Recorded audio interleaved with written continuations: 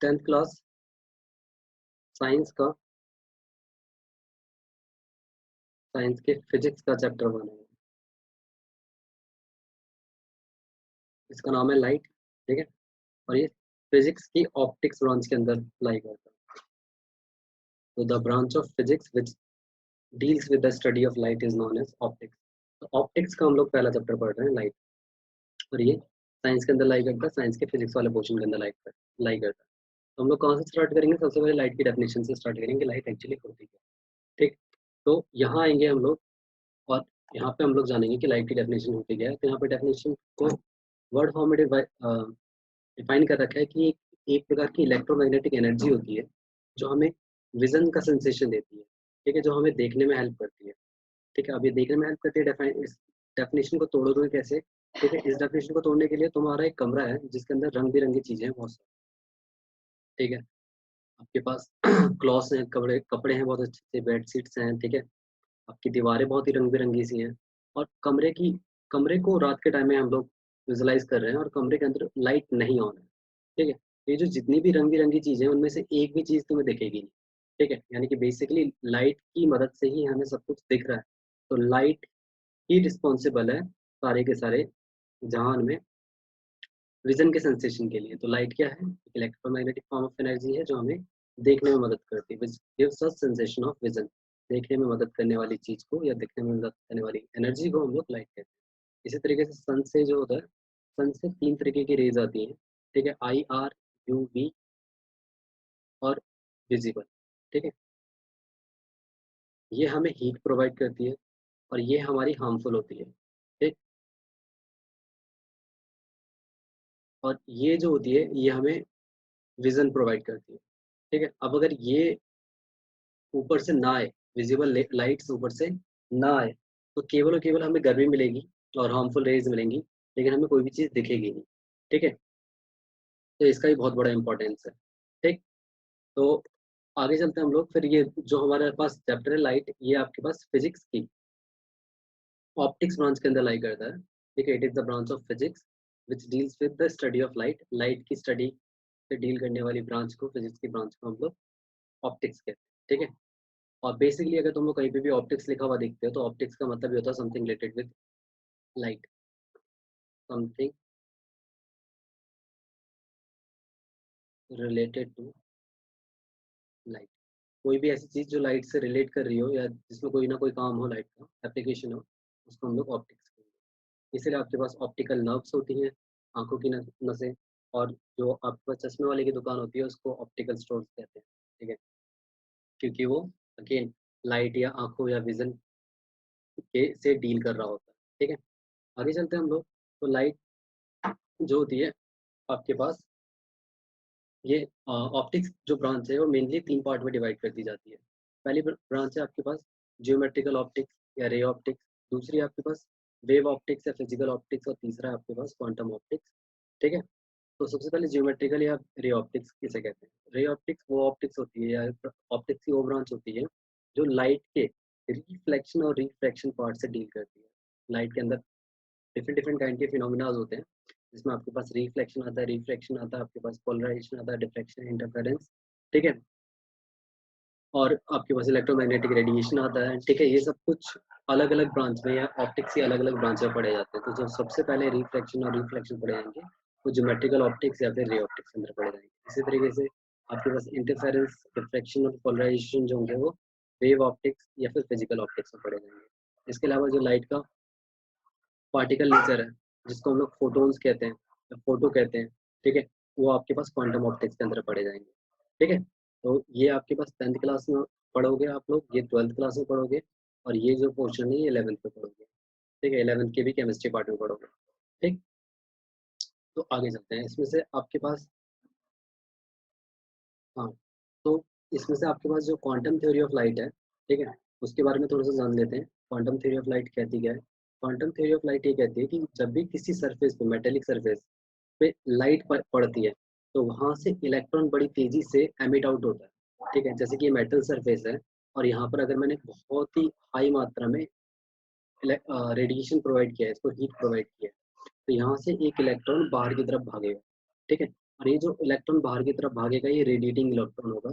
Radiating होने का मतलब है ये कुछ एनर्जी रेडिएट करेगा, और ये एनर्जी जो होगी इसकी स्पेक्ट्रम होंगे, और एक स्पेक्ट्रम होगा इसका विजिबल स्पेक्ट्रम, और उसकी मदद से हमें ये इलेक्ट्रॉन जाता हुआ दिखेगा। अब ये इलेक्ट्रॉन तो जाता हुआ नहीं दिखेगा, बट इसके पीछे से एक कलर की वेव जाती हुई दिखेगी, ठीक है, जिससे ये पता चल जाएगा कि ये इलेक्ट्रॉन कलर एमिट कर रहा है।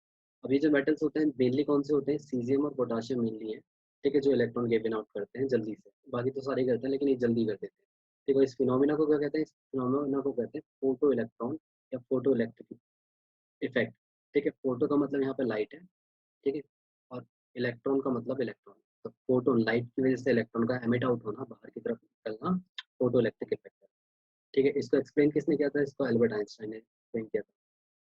और इसके ऊपर प्लांक्स ने भी स्टडी की थी, और प्लांक्स ने बताया था कि ये जो आपके पास इलेक्ट्रॉन है, ये जो आपके पास इलेक्ट्रॉन है, ये यहाँ से जब सरफेस से निकल के जा रहा है, तो ये अपना खुद का एक वेवलेंथ के साथ जाएगा, और वो जो वेवलेंथ होगी वो होगी आपके पास न्यू, ठीक है। और ये न्यू जो होगी ये डायरेक्टली प्रोपोर्शनल होगी एनर्जी के, कि जितनी तेज से इलेक्ट्रॉन बाहर की तरफ निकलेगा उतनी ज़्यादा वो एनर्जी अमाउंट एमिट आउट करेगा। ये प्रोपोर्शनलिटी हटेगी, कांस्टेंट लग जाएगा, और एच न्यू हो जाएगा। ये हमें एच जो होता है वो प्लांक्स कांस्टेंट क्या आता है, जो ये प्लांक्स कांस्टेंट, ठीक है, जिसकी वैल्यू होती है आपके पास 6.64, 6.64 इंटू 10⁻³ जूल सेकेंड, ठीक है।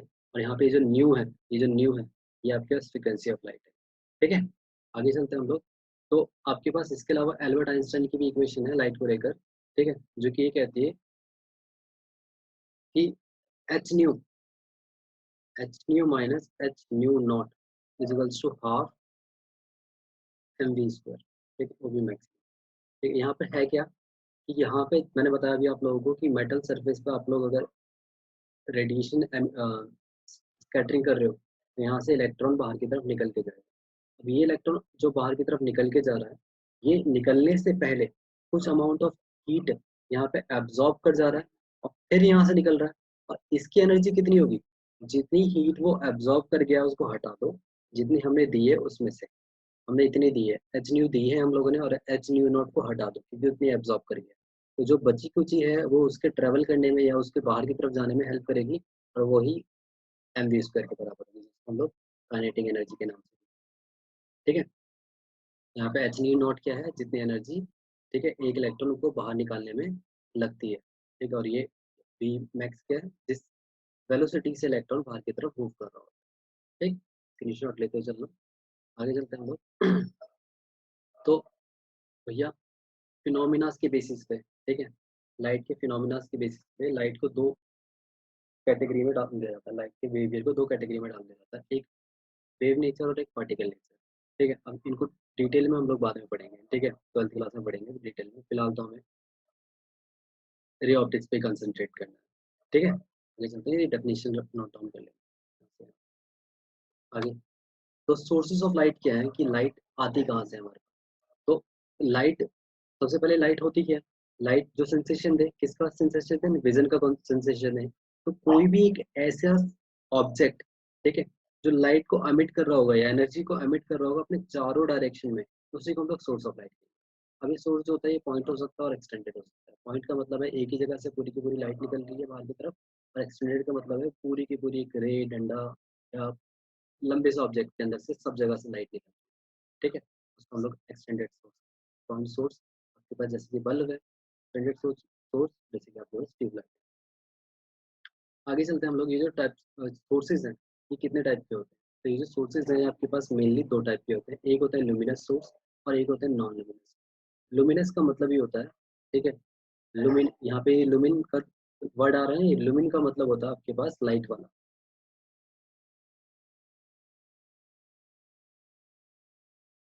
सेल्फ लाइट, अपने आप की लाइट होने वाला, ठीक है, उसको लुमिनस सोर्स कहेंगे। और नॉन, नॉन लग गया, नॉन का मतलब नहीं होता, नॉन लुमिनस मतलब उनके पास खुद की लाइट सोर्स ना।